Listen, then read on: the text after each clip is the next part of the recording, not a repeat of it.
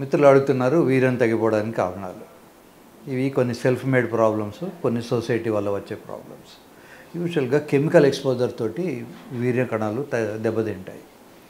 ముఖ్యంగా మనం పీల్చుకునే గాలిలో ఫ్యాక్టరీ వదిలినటువంటి వ్యర్థాలు, తర్వాత వెహికల్ ట్రాఫిక్ నుంచి వచ్చే పొగ, ఇవన్నిటి కారణాల వల్ల మనకు కెమికల్ ఎక్స్పోజర్ గాలిలో ఉంటుంది. తర్వాత అన్ఫార్చునేట్లీ మనం తాగే నీళ్ళల్లో ఎక్కువసార్లు మనం బాటిల్డ్ తాగుతున్నాం. ఈ బాటిలింగ్ తాగినప్పుడు ప్లాస్టిక్ కొంత కరిగి నీళ్ళ ద్వారా మనకు శరీరంలోకి వెళ్తుంది. మూడోది ఫుడ్ ఐటమ్స్ దురదృష్టవశాత్తు మనం పాలు తాగుదాం అనుకుంటే గేదెలకు ఆల్రెడీ కొన్ని ఇంజెక్షన్స్ ఇస్తారు. కూరగాయలు అవో తిందాం అనుకుంటే అవి ఆల్రెడీ కెమికల్స్తో ట్రీట్ చేయబడి ఉంటాయి. విత్తనం విత్తక ముందే భూమిలో కొంత పెస్టిసైడ్స్ వేస్తారు. వీటన్నిటి కారణాల వల్ల తగ్గిపోతుంటాయి. ఒకప్పుడు WHO అని వరల్డ్ హెల్త్ ఆర్గనైజేషన్ ఒక ఆర్గనైజేషన్ ఉంది. వాళ్ళు మలేరియా ఇరాడికేషన్ ప్రోగ్రామ్ అని ఒక ప్రోగ్రాం పెట్టుకొని మొత్తం ప్రపంచం అంతా కూడా DDT స్ప్రే చేద్దాం అనుకున్నారు. చేశారు కూడా. ఒక 50 years బ్యాక్. మలేరియా పోలేదు, దోమలు పోలేదు. ఇప్పటికీ దోమలు ఉన్నాయి, మలేరియా ఉంది. కానీ మగవాళ్లకు స్పర్మ్ కౌంట్ తగ్గిపోవడం స్టార్ట్ అయింది. ఆ DDT అనేది కెమికల్ ఎన్విరాన్మెంట్లో ఎంటర్ అయిపోయి అది నీళ్లలోనూ చెట్లలోనూ మళ్ళీ రీసైకిల్ అయ్యి ఇట్లా వస్తూనే ఉన్నది. అది ఎంత దరిద్రంగా తయారైందంటే సముద్రంలో తిమింగలాలని పెద్ద పెద్ద చేపలు ఉంటాయి. అవి మ్యామల్స్, పాలిచ్చే జంతువులు. అవి ఒక్కొక్కటి హాస్పిటల్ బిల్డింగ్ అంతా ఉంటాయి. పాపం వాటికి కూడా సెమెన్ తగ్గిపోయింది. అవి గ్యాలన్స్ కొద్ది వచ్చేవి, లీటర్ల కొద్ది సెమెన్ వచ్చేది, వాటికి కొంచెం చెంచలే వస్తుంది. సో ఇవన్నీ కెమికల్ ఎఫెక్ట్స్. ఇవి కాకుండా మ్యాన్మేడ్ ప్రాబ్లమ్స్ కొన్ని ఉన్నాయి. మనకు బ్రిటిష్ వాడు పోతూ వాడి కల్చర్ మనకు నేర్పించిపోయినాడు.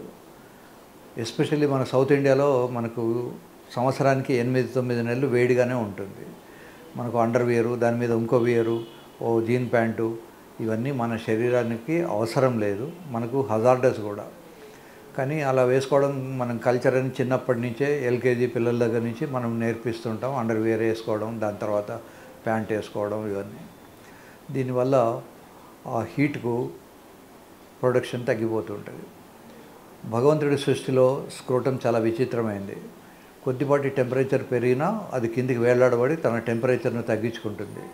ఇప్పుడు ఎప్పుడైనా మీరు వేడి అన్నాన్ని ఒక ప్లేట్లో పెట్టుకున్నప్పుడు, మనకు హడావిడి ఉంది, ఆఫీస్కి వెళ్ళాలి, తొందర ఉంది, తినాలనుకున్నప్పుడు స్పూన్తో ఆ ప్లేట్లో ఉన్న వేడి అన్నాన్ని స్ప్రెడ్ చేసినప్పుడు చల్లగవుతుంది. అలాగే ఈ బాల్స్ కూడా స్ప్రెడ్ అయిపోయి తన టెంపరేచర్ను తగ్గించుకుంటాయి.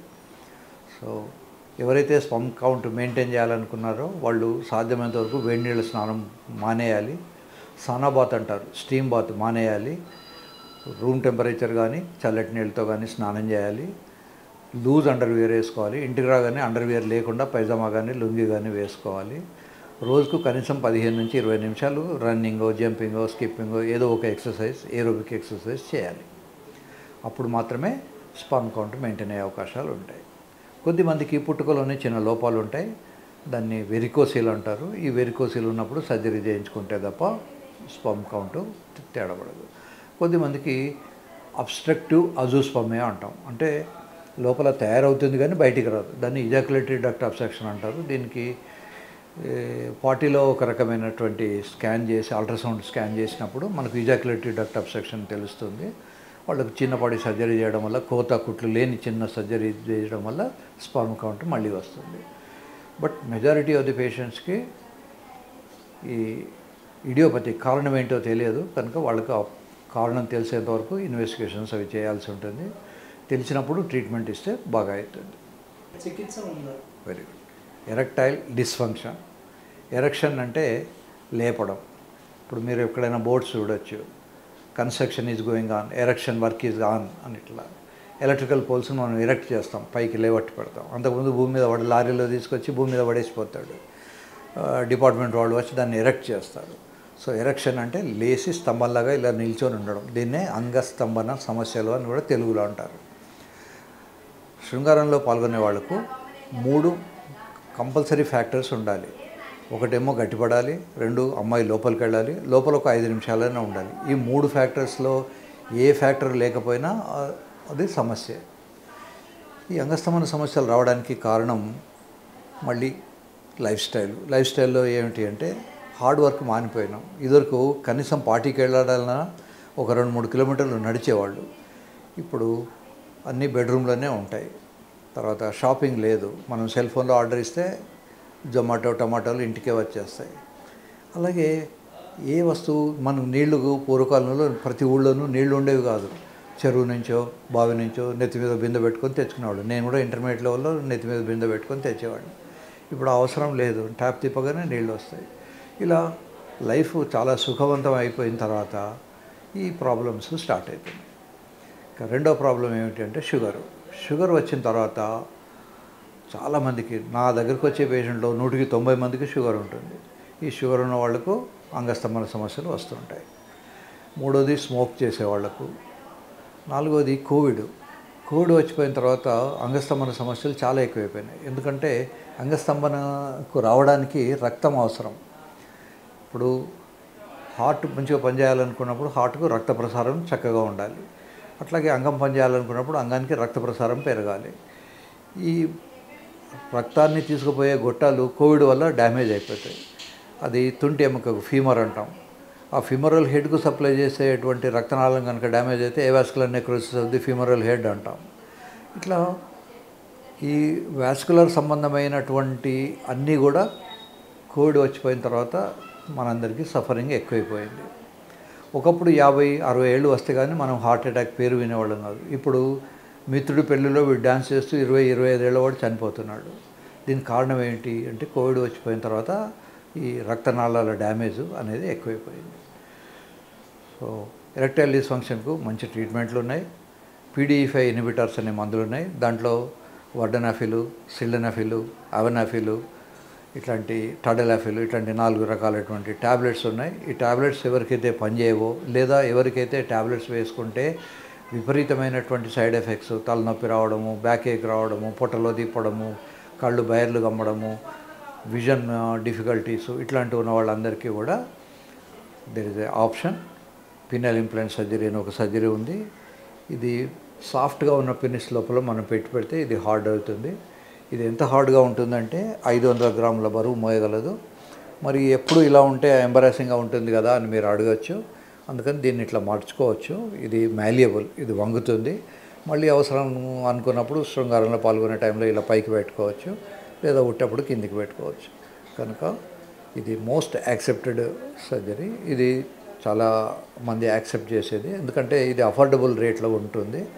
యూజువల్గా మీ అంగం సైజు, మీకున్న వ్యాధులు, మీ శరీరము అన్నీ ఆలోచించి డాక్టర్ గారు మీకు ఏ ఇంప్లాంట్ పెడితే బాగుంటుంది అనేది చెప్తారు.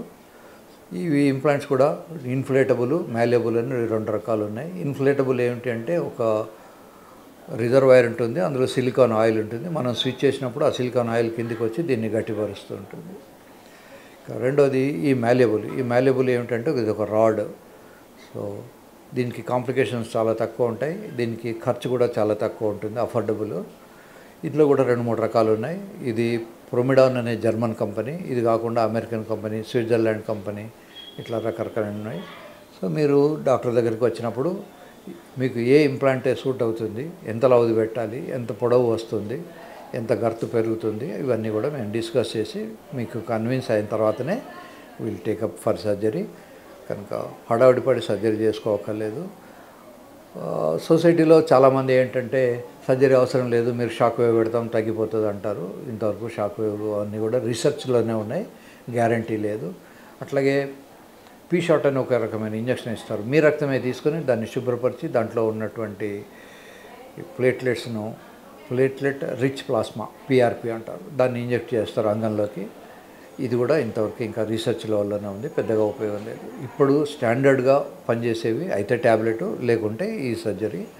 ఇంకొక పద్ధతి కూడా ఉంది, దాన్ని వ్యాక్యూమ్ అంటారు. ఈ వ్యాక్యూమ్ వల్ల చాలామందికి నొప్పిగా ఉంటుంది. కనుక వ్యాక్యూమ్ అనేది ప్రాక్టికల్ కాదు. నొప్పి ఉన్నప్పుడు కాన్సన్ట్రేషన్ నొప్పి మీదకి వెళ్తుంది కానీ అమ్మాయి మీదకి రాదు. ఇకపోతే ఇంజెక్షన్స్ ఉంటాయి. అతను సెల్ఫ్ సంసారం చేయడానికి 10 నిమిషాల ముందు తనే ఇంజెక్ట్ చేసుకొని తను సంసారం చేయాలి. ఆ ఇంజెక్షన్ కూడా అంగంలోకి ఇవ్వాలి, అది కూడా ప్రాక్టికల్ కాదు.